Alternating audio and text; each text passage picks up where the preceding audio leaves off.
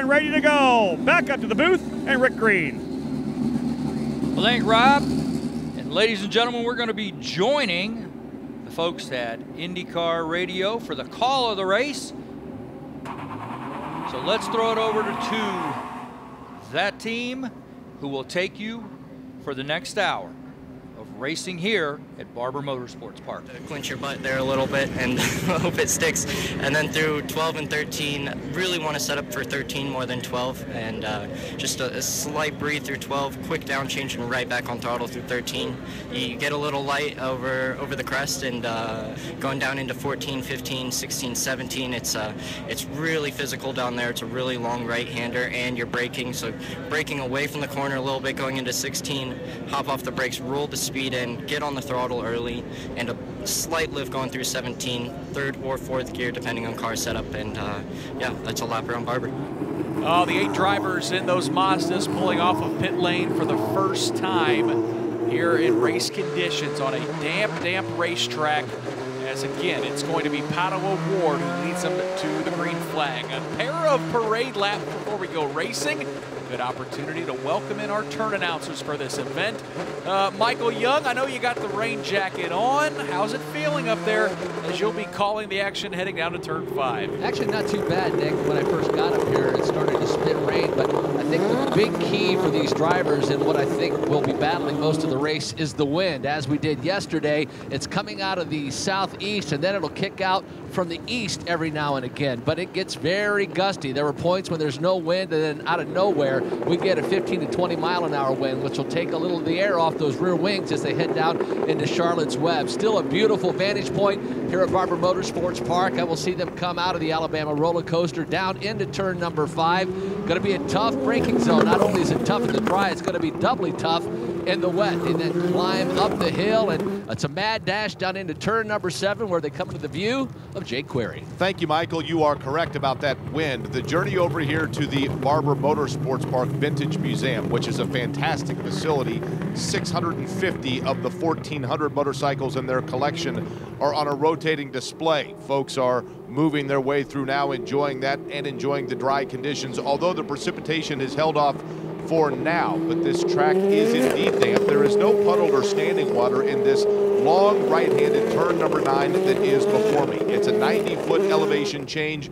It works its way around a gorgeous waterfall with fans dotted along the hillside here, and they are still here with umbrellas and with tents to keep them dry. But Mother Nature is cooperating for right now. Also a tip of the cap, Nick Yeoman, to the fantastic volunteers running shuttles, doing everything they can to help out for all the race fans and media here. It is always a great stop at Barber Motorsports Park, and this day of racing will be no exception. Yeah, I appreciate you bringing that up, Jake, because it is first class. Not only the facilities here at Barber Motorsports Park, but the staff has been so helpful to us in terms of getting broadcast locations, but you're right, the volunteers helping everyone get to and from. This is a pretty big facility, not easy to always get one point to another at these massive road courses, and the facilities and the staff here at Barber Motorsports Park have been absolutely fantastic. One more pace lap here at Birmingham before we get set to go racing. Rob Houghton has joined us after getting the pre-race festivities underway down on the grid. Rob, I mentioned to Steve, man, I don't know what to expect here in the wet weather. You just saw a Pro Mazda race. The racetrack is damp. It's going to be really interesting here at the start. We ran the majority of that Pro Mazda race at high speed. We were on slick tires to start, and the track was pretty damp because there was a little bit of a light rain before they went out. This track seems like it's got a lot of grip, even though the rain is coming down. Now, I said I was out for the pre-race. It's a light sprinkle. It's not even really a rain right now. It feels just like a sprinkle.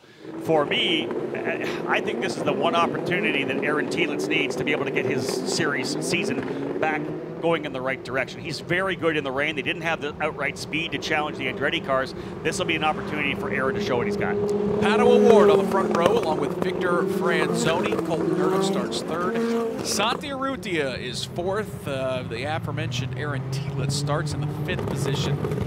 Mentioned kind of right there in the hornet's nest. Hopefully he can avoid some early issues in this race. Dalton Kellett to his outside. Ryan Norman 7th and Alfonso Solis in 8th. Rob, let's talk a little bit about, before we go green flag, you just watched that Pro Mazda race, had the call of that Tell us a little bit about who came away with the victory. You know, very interesting race. Parker Thompson, who won yesterday, got out of the gate quickly, led down into turn number 5, but not surprising, the British driver who likes the wet, has lots of experience. Harrison Scott for RP Motorsport able to take that lead. But really midway through, I believe that Harrison Scott was going to pull away. The car looked very good. But Andres Gutierrez from Team Pelfrey was a man on the move. He got by Parker Thompson, then was actually able to go by Harrison Scott and pulled a bit of a gap until the rain started to come. And he was the first guy coming through 8 and 9. And that car just shot right off turn number 8 through the gravel and ended up going back to Harrison Scott. Yep, we got a chance to watch it up top here. It was awful entertaining. We're hoping for the best, not just with the IndyCar race later today, but with the Indy Light Series race number 2. Out of turn 17, the 8 drivers, alignment looks pretty good on those rain tires. We're going to see those rooster tails kick up as we are set to go racing here at Birmingham. They'll roar through the RPMs, and we are racing at Barber Motorsports Park. A fantastic jump by Pato O'Ward as he gets about a 6 or 7 car length advantage heading into turn number 2. Victor Franzoni holds down the 2nd spot. There's still 2 by 2 behind him, though. But Michael Young, what a jump for Pato O'Ward. Yes, indeed, Nick Yeoman. He hit the throttle and he broke away. Victor Franzoni, he's got about an 8 car length advantage as Brian Herta, now it's Colton Herta, excuse me, starts to look to the outside of Santia Ruta. Now Colton Herta takes a look to the inside of Arrutia, unable to make the pass. So as they make their way down to turn number 7, Pato O'Ward, Franzoni, Arrutia, then Colton Herta. Urrutia is the big mover here at the start, making up 1 position. Pato O'Ward with that comfortable advantage as Nick had talked about. Then it's Victor Franzoni. Then you go back to Urrutia, Colton Herta. Then things bunch up. Aaron Telitz has Dalton Kellett right there behind him. Kellett going to take a look into turn number 10. Steve, on a wet start, the best way to avoid any chaos for Pato O'Ward is to get a great jump. That was impressive off the gate. That was really impressive for someone who has not driven this car in the wet. He got on the gas just the right amount, didn't get too much wheel spin, and got away cleanly. Rob's seeing a lot of guys slide around here in this opening lap. Yeah, you can see the car is a little uneasy. The interesting thing that I want to watch here in the first couple of laps is what lines do they take. Obviously, there's not enough water down that they're taking that big wide traditional line. They're not running the outside of the track. That did actually help Aaron Telitz as he was able to stick with Dalton Kellett going through turns 2 and 3. He had that wide outside line, eventually able to get the pass done down into the hairpin turn number 5. It was a great jump for Pato O'Ward. The lead, though, only 1.1 seconds, Michael, as he roars out of turn 4. Yeah, Rob, and then for that, to comment on what Rob Howard just said, Telitz and Kellett actually battled all the way down into turn number 7 and 8, where Telitz was able to finally get by his nemesis, Dalton Kellett, but he has broken away into about a 10 car length advantage, talking about Telitz 5th. So for Pato O'Ward, about an 8 car length advantage over Franzoni. Then Santi Urrutia will run 3rd. Right behind him, Colton Herta, and then the machine of Aaron Telitz. So good news for Telitz, finally able to get a complete lap in this 2018 campaign. The skies are threatening in terms of the forecast, but the track right now is not. As a matter of fact, very little spray coming up. It is not necessarily dry, but there is no standing water here to vision, at least in that 9-10 combo. Everybody single file. Pato O'Ward continues with the lead. Steve, but Michael mentioned it as Pato O'Ward, he on the left rear tires, nearly in the grass up the hill around the carousel. That's about as sideways as you want to get a car.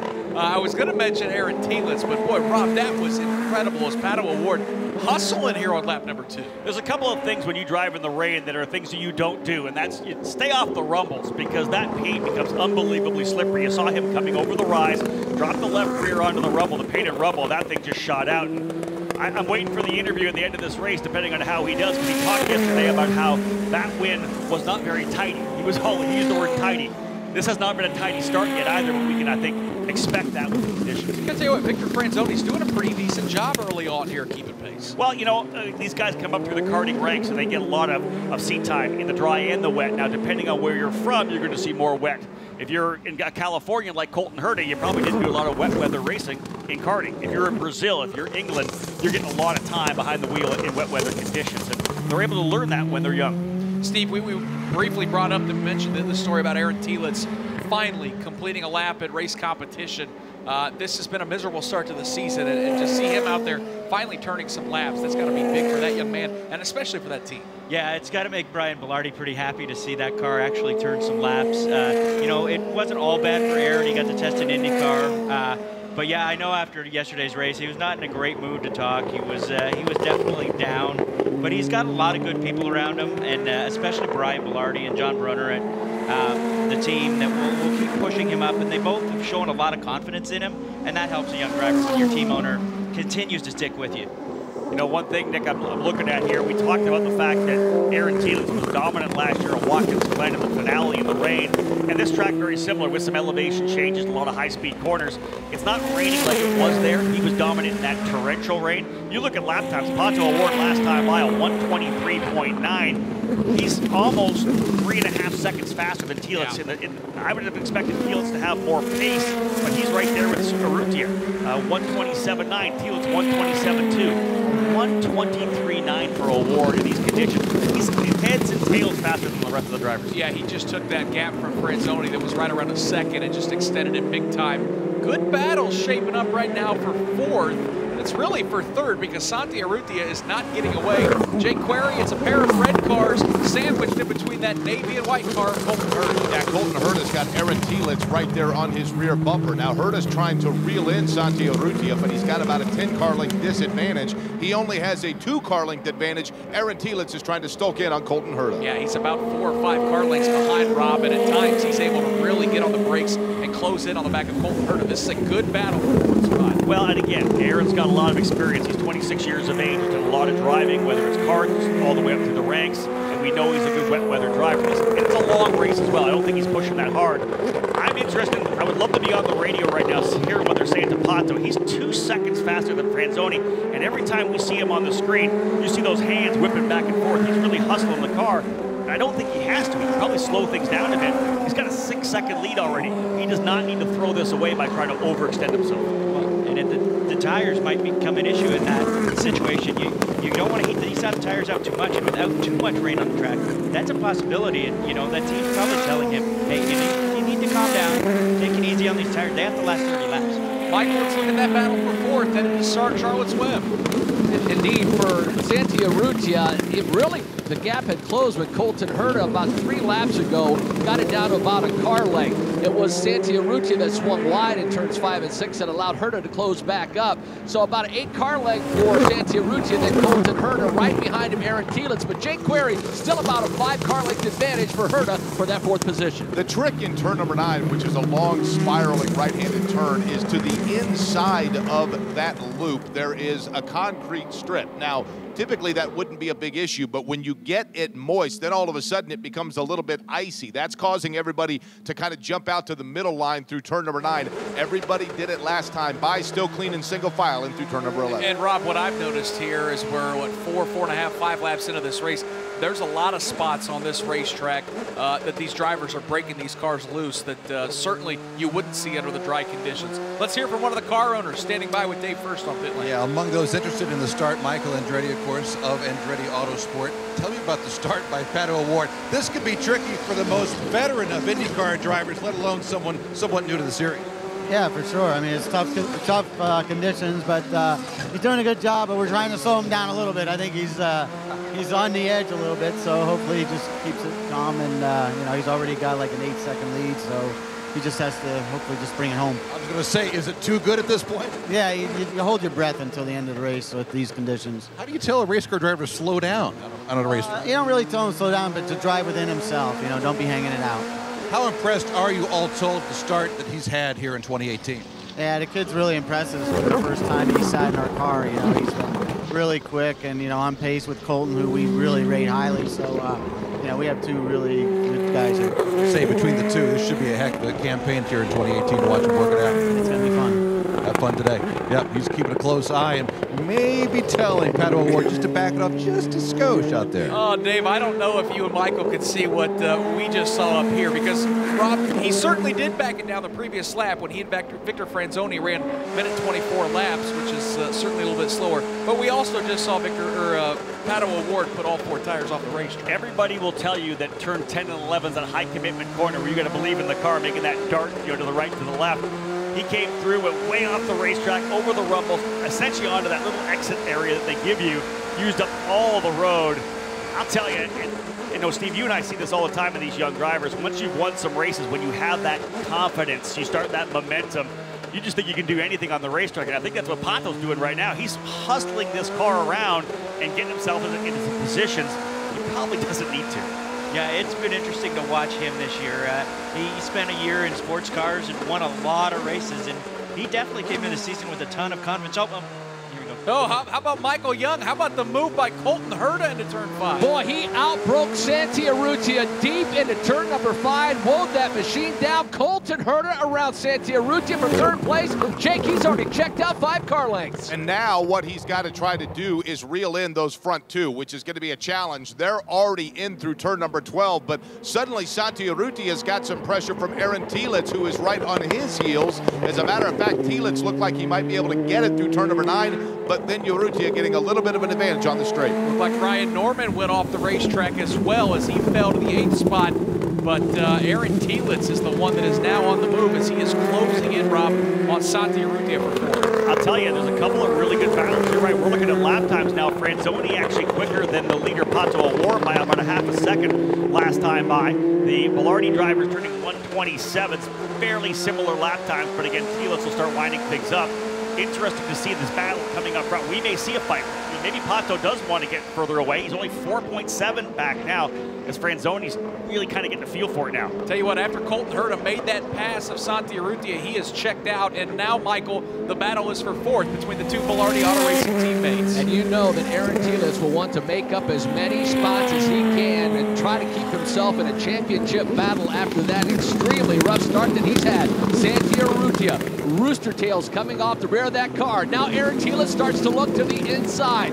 Trying to outbring Santiarrutia was Tielitz for that 4th position. Arrutia back on the throttle, only gapping him about 3 car lengths this time. Good battle for 4th position. And Colton Herta has been able to get himself some breathing room from this battle. He'd rather not have it too close in his rearview mirror, but if it got to that point, he'd have a pretty good view of a very good battle. Urrutia with Tielitz just behind him. And once again, Tielitz appears to be a little bit better in that long, sweeping right-handed turn number 9. But once they get down to the straight, Urrutia able to get through that gearbox and get himself that breathing room back. And Steve, these have to be the moments where if you're a car owner like Brian Bilardi, you put your hands over your eyes because you can't watch. Oh, I can only imagine what Ryan's thinking right now with the season they've had to start things off. I was actually hanging out in their garage area, but right before the race, and there was no ifs, ands, or buts that those 2 drivers or those 2 engineers were kind of looking what each other were doing and deciding what they were going to do. And I think they probably put different setups on the car. Is kind of just standing there and observing. They kind of look like they were going to go a little bit different direction, and it'll be interesting to see. It looks like right now that Kent Boyer with Aaron Tielitz has done the right thing. Aaron Tielitz has been taking the wide way around, but Michael Young, he is right there, 2 or 3 car lengths back up the hill. To give you a perspective, Pato Award is already in turn number 7 before we see Herta in turn number 3. There goes Aaron Tielitz. Nice move around Santiarrutia. Outbroke him down into Charlotte's Web. Tiptoed his way back up the hill. Kept control of that car. Boy, Aaron Tielitz on a mission today. Just passed his teammate for 4th. It seems as though, especially in the turn areas where Urrutia all of a sudden just kind of feels that car perhaps go away from him a little bit, that allowed Tielitz to get past him. Those 2 have a sizable gap back before you get to Dalton Kellett, and then behind Dalton Kellett you have Solis running well behind him, Ryan Norman in the back of the field. Rob, what's it tell you about Santiarrutia's car, maybe the setup on that thing, that he's not able to drive in as deep as Colton Herta and Aaron Tielitz have made fairly routine easy passes down into 5? You know, anytime you're going to a race like this, you're putting that setup on to try to just drastically improve overall grip in terms of your mechanical setup on the car. And when you can see him even as he tries to roll that power down, the rear end starts to kick out on him. He did it coming out of 16. I just think he's having trouble getting the power down right now. So with 9 laps in the books here at Barber Motorsports Park, 21 to go, it's all Pato Award with a 5.7 second lead over Victor Franzoni. Those 2, though, in their own area code because they have flat checked out on the rest of the field. It's a good 24 seconds back to Colton Herta, who has moved into the 3rd spot. Aaron Tielitz, as we just talked about, past Santiarrutia to jump into 4th. Urrutia has been kicked back to 5th. Dalton Kellett runs in the 6th spot.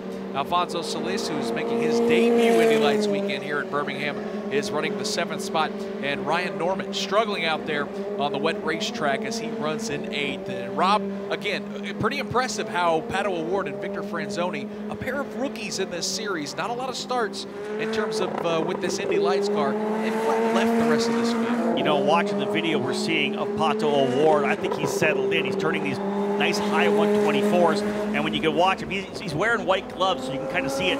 He's getting into the corner, he's making that steering input and letting the car plow. He's got a little bit of the push in the car, which is what you want in the wet. You don't want a car that has oversteer, then you're going to see the thing snap on you. You want to have that bit of understeer, and he's just setting the car, plowing it through, and then it's gripping as it comes out of the corner. You're not seeing his hands bounce around anymore. I know he's finally getting comfortable with the setup they have. A 25 flat last time by. Yeah. Every lap within a couple of tenths of a second. Yeah, not losing a whole lot time-wise. Victor Franzoni is doing a nice job, as we mentioned, of keeping pace, but nobody's had anything for Pato O'Ward so far. My name's Nick Yeoman. Rob Howden joins us here in the booth. This is the Advanced Auto Parts IndyCar Radio Network. Steve Wittich from Trackside Online joins us as well. And Steve, talk to us a little bit about Trackside Online. You guys provide a great service for those who are not only just fans of the Verizon IndyCar Series, but the Mazda Road to Indy as well. Yeah, we've been coming to the track for over 20 years now, and right now it's Patrick Steffen and myself who own the company, and we've got some other writers that come on board, Tony DeZino, Bruce Martin, a few others that will help us out on a race weekend. And you know, we cover the Verizon IndyCar Series and then the Road to Indy, and we do it a little bit differently. We're probably more for the hardcore fan than we are for the casual IndyCar fan, but you can get a subscription for the IndyCar service, and it's $22. And we'll go back to Nick here. I was going to say, we got a pretty good battle shaping up, Rob. It's towards the back of the field, but how about this rookie driver, Alfonso Solis, pressuring Dalton Kellett for 6th? I think he's just, again, starting to get more and more comfortable with the car. The tires are so different, the brakes are different. We've discussed already today. I was dealing with the Turo as well. He ran that naturally aspirated V8 in the World Series V8. One thing I picked up on, I think we saw it maybe about 30 seconds ago, was Pato O'Ward is starting to search the racetrack for some wet track. Coming down the front straightaway, he's dove to the inside of the track. We're not seeing a lot of rain here on the booth, on the window of the booth. Maybe the dry line's starting to pick up a little bit, and he's been pushing those tires. He's just trying to cool them down, I think. It's O'Ward, Franzoni, Herta, Tielitz, and Urrutia, the top 5. That battle for 6th, though, Michael Young, just a couple car lengths separating Dalton Kellett and Alfonso Solis. Yeah, we noticed that Pato O'Ward was searching for that rain, Rob, and Dalton Kellett still has a pretty good advantage over Solis. That as he come down into turn number 5, Solis is starting to work his way to the outside, trying to get an outside look on Dalton Kellett. Not really in position to make any type of attack at this point. I think just trying to get a feel for the car and allowing himself an opportunity, if one poses itself, to get around Kellett. I think that's a really good call, Michael, because Solis, give him credit. This is, of course, a youngster who is just kind of getting acclimated to these particular cars. He got a little bit loose that time by at the exit of turn number 9, but he gave Dalton Kellett the last circuit pass all that he wanted. And for a young guy who's just trying to figure out these cars,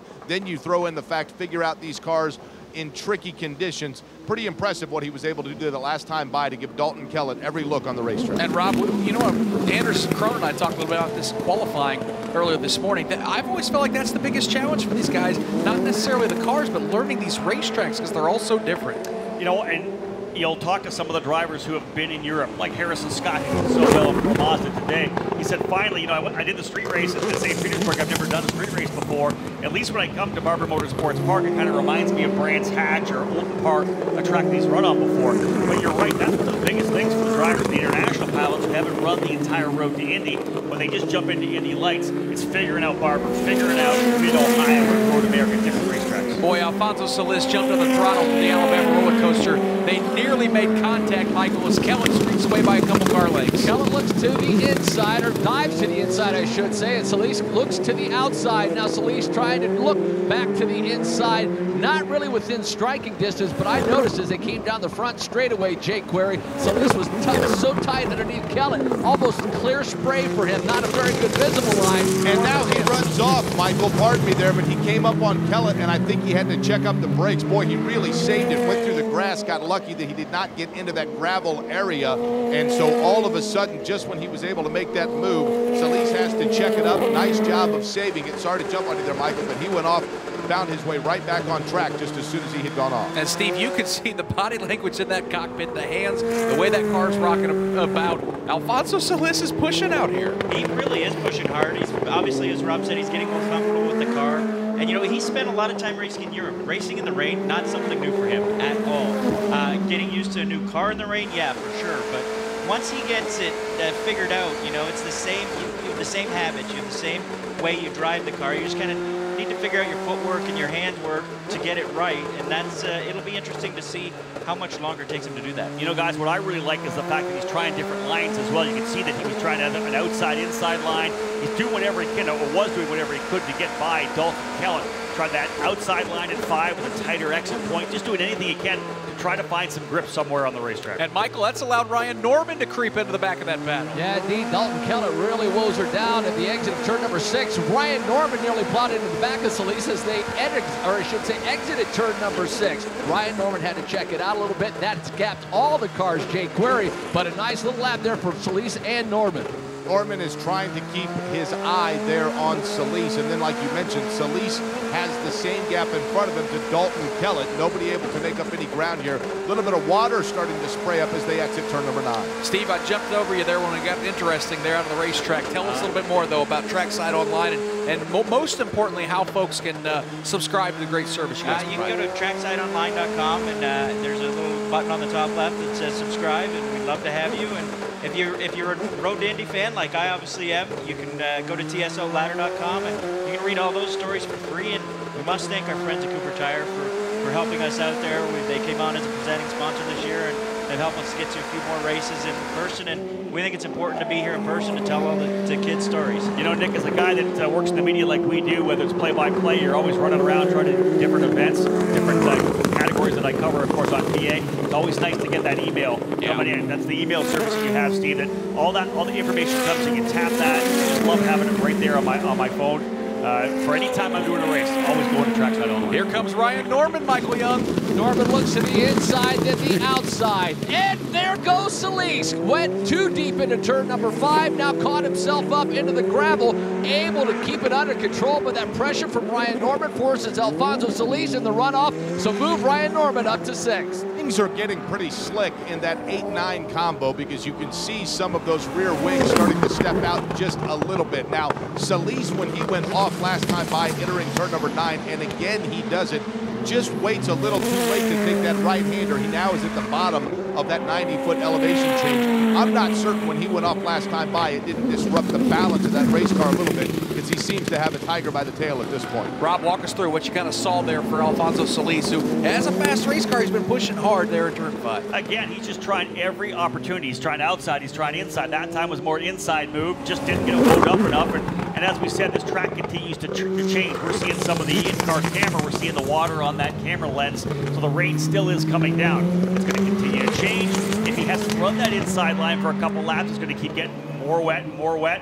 And he may be starting to get a little bit more anxious trying to get by Dalton. We've reached the halfway point of this race, and it is still all Pato O'Ward with a 6.1 second advantage over Victor Franzoni. Then another 30 seconds back to Colton Herta, who runs in 3rd. Aaron Telitz has the 4th spot locked down. Tell you what, Santi Urrutia is quickly falling into the grasp of Dalton Kellett and Ryan Norman as those drivers make their way up and out of turn number 5. That's probably the best battle on the racetrack. Urrutia has about 10 car lengths on Kellett, and then Jake about another 6 to Dalton Kellett, as this is the battle for the final spot in the top 5.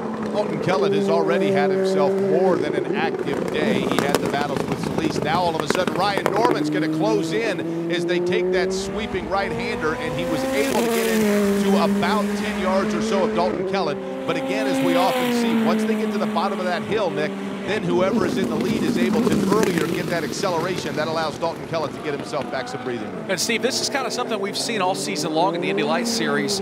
Even if someone goes out and dominates like Pato O'Ward, there are a lot of good battles throughout the back of the pack.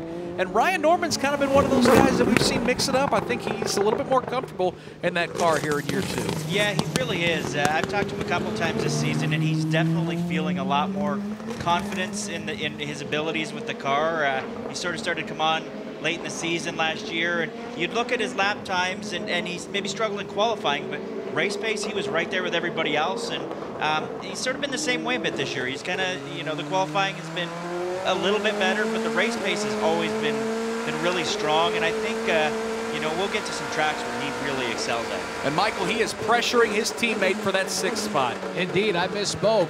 Ryan Norman, I said move to 6. He's trying to get it now. Goes to the inside of his teammate Dalton Kellett, who currently owns that 6th position. Kellett back on the throttle, able now to gap about 5 positions as Pato O'Ward comes by the start-finish line. Really diving deep into the wet portion of this track, and I've noticed as these laps have continually clicked off that they are slowly starting to work various portions of this track, especially down in turn 5, guys. I saw Pato O'Ward nearly go all the way to the outside of where the grass is nearly meets the track, just trying to find some wet racing surface because it's all but stopped raining, and it's not really that windy at all either. And I'll tell you what, Jake, as the leader, Pato O'Ward makes his way towards you. I would assume there's not as much searching at the top of the hill because that downward spiral seems like that's a part of the racetrack you have to go one groove. Absolutely, no doubt about it. And again, you want to make sure, and O'Ward does it just then. Again, at the inside of the turn, there is a cement strip there, just kind of a rumble strip, which wouldn't normally be a problem. As a matter of fact, in dry conditions, you can kind of skirt over it a little bit, but it becomes slicker than does the asphalt when it's actually wet. So everybody's avoiding that. That's keeping that line you're talking about, Nick, more to the center of the racetrack at the actual apex of that turn. Just a couple car lengths separating Ryan Norman and Dalton Kellett in that battle for 6th, Michael. Indeed, Ryan Norman trying to get around his teammate. That battle for 6 last time by about 3 car lengths. This time by Ryan Norman drives it even deeper into turn number 5. Able to get on the throttle a little bit quicker, but the gap between Urrutia, Kellett, and Ryan Norman about the same. 6 car lengths between all 3. Taking a look at it now, Kellett and then again in front of him, that is the number 5 machine of Santi Urrutia. Kellett is not able to make the move. Ryan Norman's done a nice job, Nick, of keeping them in view. Then a sizable gap back before you get to Solis, who's a little bit slower as he works his way down through that turn number 9. And I'll tell you what, Rob Houghton, I've been impressed with all 8 of these drivers on a wet racetrack. Now that it's starting to dry with these guys searching for a racing line and for a little moisture, these young drivers have done a nice job through 17, 18 laps for the most part, keeping these race cars on the track. I know that the wet weather really isn't ideal for the fans that are coming out to enjoy the day. For those of us purists who want to see these young drivers develop, I think it's the greatest thing. These kids need to have an opportunity to run in these kind of conditions. They're going to do it in the Verizon IndyCar Series. They might as well hone and perfect their skills here in Indy Lights and Pro Mazda, whatever it may be. I'm like you. I'm very impressed. We haven't seen a lot of spins, a lot of major mistakes. You're seeing guys actually really hustle these cars around. No one's backing down. Steve, you're a longtime motorsports fan as well. I mean, this is a lot of fun to see these young guys develop. Fantastic to see these drivers develop. But it's not just, you know, it's learning how to run in the rain. But Pato O'Ward, you go back to St. Pete, had a big lead, threw it away. Came back yesterday and handled the pressure with Colton Herta right on his tail. You know, I flat out asked him about, you know, hey, did that, and we've got someone off in turn 5. Michael. Yes, indeed. Solis has gone off again, drove away deep into turn number 5, just trying to get that rhythm again and carry a lot of speed through 5 and 6. Dove it down in too deep, ended up in the gravel trap, but unlike what we've seen in some of the other series, he's able to drive it out again. So for the second time, Solis has drove it in and saved himself from getting stuck in the gravel. Steve, go ahead and finish your point there. Yeah, so it's interesting to talk to Pato about what happened in St. Pete, and he flat out admits he made a mistake, and he was absolutely embarrassed for him and his team, and he said he apologized to the client, and he said even his family, he had to apologize to them because they all texted. He said he had 100 texts after the race in St. Pete, like, what did you do? And that's a great learning experience for these kids because the pressure is only going to increase as they move up to the Verizon IndyCar Series. Boy, I'll tell you what a great battle we've got for 5th, 6th, and 7th. As Santi Urrutia, so used to being up front, but his car just simply has not handled these wet conditions very well. And Michael, he's got 2 very hungry Andretti Autosport drivers that would love to grab a top 5 here in Barber. And I think to the past, Santiaruccia drives very aggressively. He allowed the others to pass him, but I don't think he's going to give up his fifth position very easily. He dives deep into turn number 5. Then it's Kellett, then it's Norman. Kellett able to get back on the throttle. This drops Norman back about 15 car lengths, but Kellett with a great exit out of turn number 6. He's on the charge with Santiaruccia. Tell you what, Aaron Thielitz, Urrutia's teammate, got a little bit loose that time through turn number 9. He was able to keep control of it. Kellett now trying to work in on Urrutia. Once again has about a, we'll call it 15-yard disadvantage to try to make up, but he's not able to gain any ground as they move to turn number 10. Rob, this is shaping pretty good with 10 laps to go here, this final step of the top 5 for these drivers to battle it out. You know, Dalton had an issue, a couple issues in St. Petersburg. He had an issue yesterday with the spin at the start of the race. He would love to have a good one here. And catching up and passing Santiaruccia would be something that would make him feel a little surge of confidence, which I think he needs now. Santi, of course, has won here before 2 years ago. Schmidt-Peterson Motorsports. He was second last year in the rain at Watkins Glen. I'm actually very surprised by his lack of pace. Yeah, do you think, I mean, you just chalk it up to maybe a setup? I think so. There's obviously something wrong. They haven't nailed it. Even Thielitz, 128 flat last time by. Urrutia, 127.6. You got Award, Franzoni, and Herta all down in the 25s and 26s. That's not just driver. That means they just missed something. There's something they're missing on the side. Santiaruccia is a tough guy to pass, Michael Young, but Dalton Kellett's going to try to do it here in the closing stages of this race. Indeed, Santiaruccia swings way to the outside, trying to get some wet on those Cooper tires. That allows Dalton Kellett to close back in and allows Kellett another great exit out of turn number 6. The gap was 6 car lengths. Now it's down to 3 car lengths. That battle for fifth continues to heat up. Got to give credit to Dalton Kellett and just this Mazda road to Indy, because this is what this Indy Lights presented by Cooper Tires is designed to do. Give a young driver an opportunity to race by race, week by week, and season by season, put himself in position now to be able to have these kinds of battles. No disrespect to Dalton Kellett, but the way he's driving today and challenging today, I don't know we would have seen that a year ago, but that's exactly what this series is designed to do. Yeah, and Steve, we've seen a lot of great stories over the years of drivers that have made those mistakes and have struggled early on the Mazda road to Indy, that after a couple years of seasoning, they really turn into great race cars. Yeah, I think someone that's making his Verizon IndyCar Series debut this year and won the championship last year, Kyle Kaiser's a great example of that. You know, he won some races in Pro Mazda and he moved up to Indy Lights, and that first season, he hit a lot of things. I remember maybe the first 3 or 4 races of the season, he hit his competitors and he did not make any friends, but he kept working on his craft and kept getting better. And, you know, he listened to the advice he got from other drivers and from his team owners, and he continued to get better. And he's been impressive in his IndyCar start so far. He's been on pace, and, you know, with the new team, that's an impressive thing to do. And Rob, one that we know pretty well, Zach Veach. How about the job he did at Long Beach just 1 week ago, coming home with a 4th place finish? Another graduate who has put in the time in the Mazda road. We get a chance to see those drivers come up through the ranks and watch what they do. Luck Award really hanging out there again. Drops another wheel as we try to talk about Zach Veach. But we've watched Zach go through the ups and downs, make the mistakes, but then come back and win races. Again, amazing at Long Beach. And to do what he did, battling food poisoning and coming back, you just see some of these drivers that commit to it. Zach's the driver who is totally committed to the Verizon IndyCar Series, health-wise, fitness-wise, the whole social media side, the marketing side. I love watching Zach do this because it's another great example for these young drivers to be able to pattern their careers off of. Yeah, you mentioned the bugs, Steve. There's a couple drivers in the IndyCar paddock. There's something going around as we've got a few guys a little under the weather this weekend. Yeah, it's been interesting to see what's going on over there. It's very, very interesting how they've been, and it seemed to be different things. Like I know Zachary Clement DeMello wasn't feeling well, Spencer Piggott wasn't feeling well, Tony Kanaan wasn't feeling well. It's interesting time of the year to get sick, but it's not. It makes it awfully tough, especially when you have to be in that car for 2 hours or so. Just 8 laps to go here at Barber Motorsports Park. It's Pato O'Ward leading Victor Franzoni by 5.4 seconds. Colton Herta runs in 3rd. Aaron Thielitz is 4th, and Santiaruccia is 5th.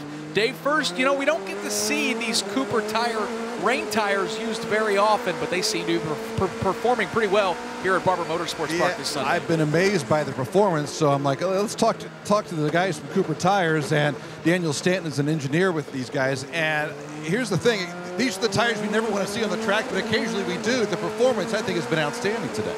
It's been good, yeah. It helps that there's not been a dry line up here yet, so the conditions have remained quite consistent.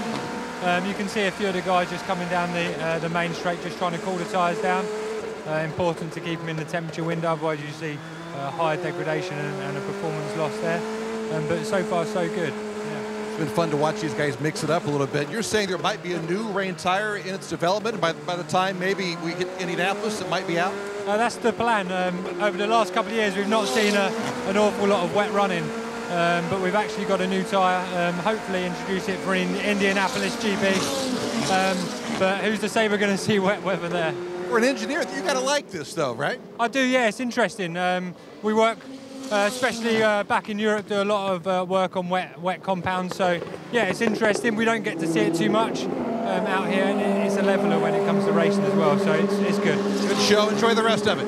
Thank you so much. Daniel Stanton, an engineer for Cooper Tires. They've done a tremendous job here. A tremendous race at Barber Motorsports Park. Yeah, great stuff, Dave First. Really appreciate it. Let's look back in on that battle for fifth. Santi Urrutia, 3 or 4 car lengths over Dalton Kellett, and about 6 or 7 more back to Ryan Norman, Jake, as they make their way down to the museum. Yeah, those 3 have not been able to get away from each other at all, although those front 2, that being Urrutia and Kellett, have gotten themselves a little bit of distance from Norman. But Norman seems a little faster on that turn. That allows him to close up just a little bit. Those front 2 now getting away from him through turn 11. Rob, to put a bow on that interview Dave did with the folks with Cooper Tires, their commitment to this series, the Mazda Road to Indy, is just as impressive as Mazda's, because everybody's running on Cooper Tires in those lower rungs as well. You know, they are such a supportive organization. The whole company, their social media activation, they do a lot to promote the Mazda Road to Indy, not just providing us with great product to run on. They have the hashtag program, and they really work with the young drivers to understand the reach of social media. You'll see a lot of the contests. You see the drivers with the hashtag Team Cooper Tire or hashtag MRTI. It really tries to activate them to understand that they can connect with their own sponsors as well, their own media, their own fans. They're developing fans, which is the great thing. And again, then they extend their reach as well to companies like TSO and TSO Ladder, supporting them. Cooper Tire they just do everything in terms of supporting the sport that we love, and again, this development ladder. Are they the ones that broke out the trading cards a year or 2 ago? It wasn't I? Got a kick out of that. I thought that was pretty neat. You know what? As a guy that used to collect hockey cards, I'm sure you probably had baseball cards.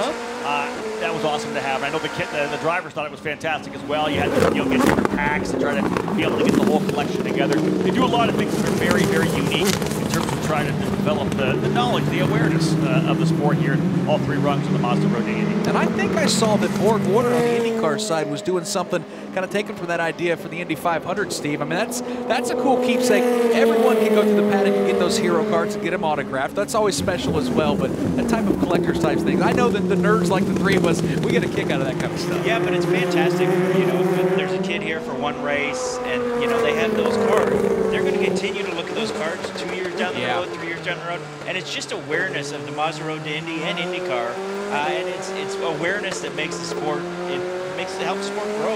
It's that activation that Cooper has continued to do, and Mazda has continued to do with these young kids. That it teaches them what they need to know on the business side of racing. They obviously have to be good on track. We all know now that the business side is just as important.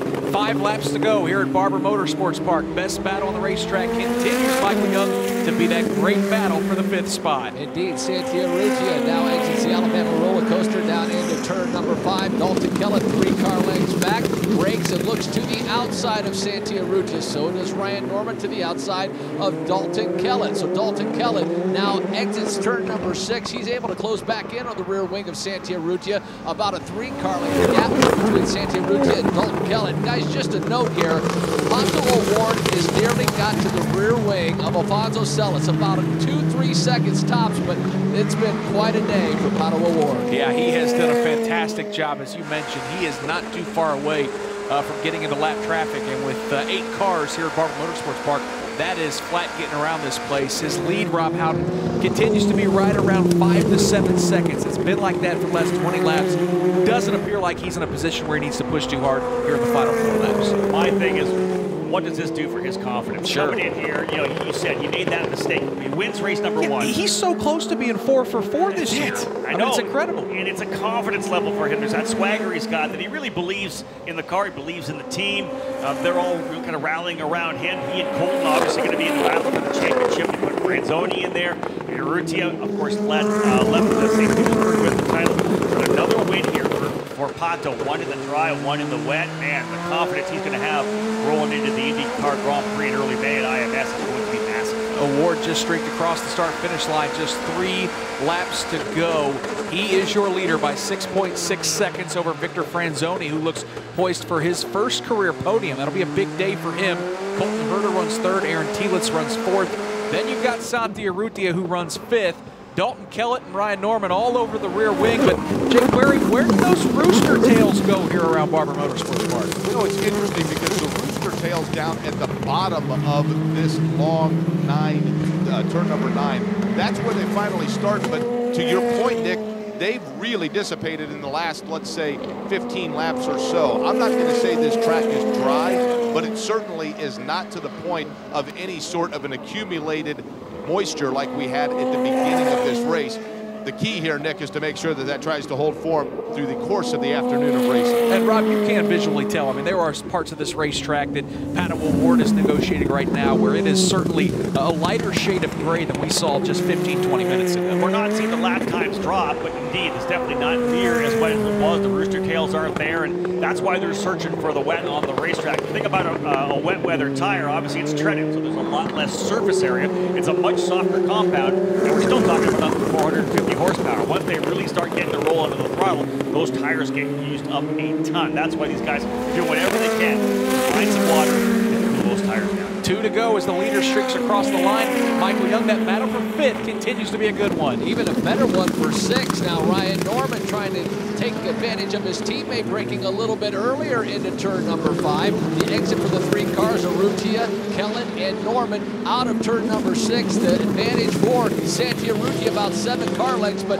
a good battle coming your way, Jake Query. Yep, and again, that distance stays the same, but Kellett starts to get right on his rear, and that allows Ryan Norman to get there as well. These 3, Nick, are literally the proverbial throw-up blanket between them. Norman gaps back just a little bit entering turn number 10, but still close for all 3 of them. Rob, they seem so evenly paced because while they run separated by 2 or 3 car lengths, neither of those drivers trailing. Kellett looking for 5th and Norman looking for 6th are able to get close enough to make a pass. This is about as close as Dalton Kellett's been here, though, through the carousel. It seems to me for Dalton, the best he has is to get, I think, a little more forward bite coming out of the corners. He's a lot quicker coming out of turn number 5 when they come out of Charlotte's Web up to 6 and 7. He is closing up here now. If he can hold on to this and then get that good run out of turn number 5, as he's got almost every lap on Santi Urrutia, we could see a pass down into 7 and 8. And further behind them, really not too far at all, the number 27 machine of Pato O'Ward is going to see the white flag as he's on his final lap around this racetrack. Michael, let's look in once again, though, with that battle for 5th. Indeed, they come out of the Alabama roller coaster. The gap the same as it was last time by, but this time Santi Urrutia has a little bit better breathing room, about 3 car lengths over Dalton Kellett, and another 3 car lengths to Ryan Norman. And for Pato O'Ward, that young man still filled with adrenaline about 2 hours after the race yesterday. What will he be like today? Could it be 3 for 4? Pato O'Ward out of 5 for the final time. Pato O'Ward says that aside from racing, boxing is his favorite sport, and he absolutely has been a heavyweight this weekend. A superlative effort for Pato O'Ward on a challenging morning in terms of the conditions. He has not put a wheel in the wrong spot at all. Works his way now through turn number 9, gets that left side to the outside of the racetrack, then sweeps back down to the middle. Here comes Pato O'Ward, Nick, out of turn number 11. No doubt, Rob, how he has delivered the old technical knockout, not only on his 7 competitors, but on this racetrack here in Birmingham. You know what? He's the heavyweight right now, no doubt about it. As Jake had said, you did never, as a competitor, want another driver in your series to get on a hot run like this. Remember, he did this almost exactly the same in Pro Mazda. He split the wins with Aaron Telitz at round number 1, then he went on a run of 7 race wins in Pro Mazda. This guy's got it all right now. Championship favorite defined, no doubt about it. At a turn 17, twin checkered flags, Pato O'Ward sweeps the weekend here in Birmingham as he has won 3 of 4 races to start the season. Great second place finish for Victor Franzoni as he strikes across the line. Michael Young on this final lap. Any change in that battle for fifth? Boy, they're all trying. Santiarutia breaks really late into turn number 5. Now up the hill out of 6. Dalton Kellett is there, though. About 2 car lengths this time out of 6. The battle for 5th, Jakes, comes to you. Aaron Tielitz has 4th already pretty solidly held, but now that battle for 5th. Urrutia with Dalton Kellett right there. Ryan Norman does not want to let those 2 out of sight. Dalton Kellett, if he's going to make the move, is going to have to try to do it in through this straightaway, trying to close in through turn number 11. Pato O'Ward across the finish line in 1st. Franzoni is 2nd. Herta has crossed the line in 3rd. Aaron Tielitz shortly going to take home the 4th position, but we're keeping our eye on that battle for 5th as Santiarutia trying to hold off Dalton Kellett. They make their way through the carousel. Urrutia swings wide, rear of that car steps out a bit. Kellett closes to within half a car length. That was his shot, though, through turn 17. He'll have to fall back in line. Those 3 will accelerate out of the final corner. Boy, a lot of fun watching those 5, but here comes Santiarutia. He'll grab 5th. Dalton Kellett comes home in 6th. Ryan Norman comes home in 7th. Alfonso Solis finishes 8th. That was a lot of fun, Rob Howden. I mean, Pato O'Ward put a beat down on the field, but those 3 in the back put on a pretty good show. All in all, I think that the drivers here in Indy Lights really showed well. They were challenged with some tough conditions. I'm impressed. I'm impressed with all. I'm impressed with Dalton Kellett keeping the pressure up on Santiarutia the entire time. No one drove over their head. No one made any stupid mistakes, a big dive bomb move. Everybody was searching for grip, but all in all, I think a really respectable performance by everybody. Steve Wittich from Trackside Online. How nervous do you think guys like Colton Herta and Santiarutia, who expect to be championship contenders, how nervous are they going to be for the rest of the season with the way Pato O'Ward started? I think it's going to be interesting going to Indy and to see exactly what O'Ward has for them at the road course there, and then obviously at the oval. It's not something he's done before, so I'm going to hazard a guess that guys like Colton and Victor and Santi are looking forward to the Freedom 100, where maybe Pato hasn't had the experience, but man, right now he is on fire. And like Rob said, he's in Pro Mazda 2 years ago. He did the exact same thing, and you know, I mentioned that to him, and he's fully aware that things did not go well the second half of the season, and he took some of the blame for that. And I think it'll be a little bit different this time around for Pato. Yeah, another learning experience for him in Pro Mazda. He had that big run, had a huge lead over Aaron Tielitz, but it kind of fell apart for him over the second half of the season. If he has learned from that, he's going to be tough to beat. And then we go to the IndyCar Grand Prix on the road course in Indianapolis. Remember, Andretti Autosport won there last year as well, as did Juncos Racing with Kyle Kaiser. 2 teams that'll be very strong there. Let's hear from Victor Franzoni, Dave, first. A well-earned, fantastic second-place finish. Started 2nd, finishes that way, season high. What did you learn out there? Was fun, really fun. I wanted the rain. I think we would. I thought we would do a good job, and we did it. And it was nice. My first spot in the Indy Lights series. I think now we started better work than we were doing before. We're doing a good job, but we were always there 4th, 5th. Now we were 2nd. So I think we broke this step. So I think from now we'll be much better. We'll be nice, and I'm excited to see the next race. In a way, it all came down to the start. What did you have there at the beginning? In the start, I have too much wheel spin. It was my first time racing in the rain with some strong car. And my first lap was good, and then from my 3rd to my 6th lap was really bad. I was not adapting myself quite well to the track. But as soon as I learned the track, I could keep the same gap from Pato. But I was already too far to catch him. But yeah, it was good. The end was good. I think we did a good job, and I'm happy. It's a learning game. You learned a lot. We'll see you at Indy in a couple weeks. Yeah, see you guys there. Thank you. Look forward to it. Victor Franzoni comes home 2nd. Asking Victor Franzoni to maybe compete for the championship in his rookie year with this type of competition is a lot. But, Steve, I think he's already shown that he's going to be a guy that's putting together podiums all year. And it wouldn't shock me if he finds himself in victory lane very soon. No, and you know, it's interesting with Kyle Kaiser still with that team in Indy Lights. Kyle, I know, has been working with the Lights guys and the Pro Mazda guys. And right now, Victor's putting together a very Kyle Kaiser-like season from last year. You know, taking exactly what the car's giving him, learned what he needed to learn, and now he's got that 2nd. I'm going to hazard a guess that he's going to want to take the move to the top step of the podium, and I expect it to happen. The state of Alabama this weekend belongs to Pato O'Ward. Pato, phenomenal racing here at the Barber Motorsports Park. Talk to me about this second race of the weekend. Very different conditions than race number 1. It was definitely very different. The track like I mentioned to the Indy guys, I thought it was going to be more slick, honestly. When we first went out and I started wheeling the car, I felt like the track had a lot of grip. Usually whenever there's just sprinkles, all the oil comes up and everything gets really slippery. The nature of turn 5 is always slippery, but everywhere else, I mean, honestly, the car was awesome, obviously, and the track was perfect for racing. Not so much rain, so people can actually see with the spray. But my goal was to keep it on track and not make any mistakes. Didn't want race 2 of St. Pete situation happen again, so I'm super happy for the Andretti guys, and the Mexican CDMX car was definitely a winner this weekend. And then just talk about the feeling with these Cooper rain tires on, what it was like out there on the track for 45 minutes. At first they started awesome, but then when the track started to dry out, it's really hard to keep them rolling and cool. They get much warmer than the other ones when there's no water. So I was trying to find as much water as I could, but there was basically none. Maybe there was some on the front straight, some into turn 5, but there was not much. So I just tried to cool them as much as I can and kind of just keep a steady pace throughout the race, because if not, they would have, it's really easy to just burn them off with the conditions like this. All right, you ready for Indy? I am ready for Indy. All right, Pato Ward dominates here in Alabama.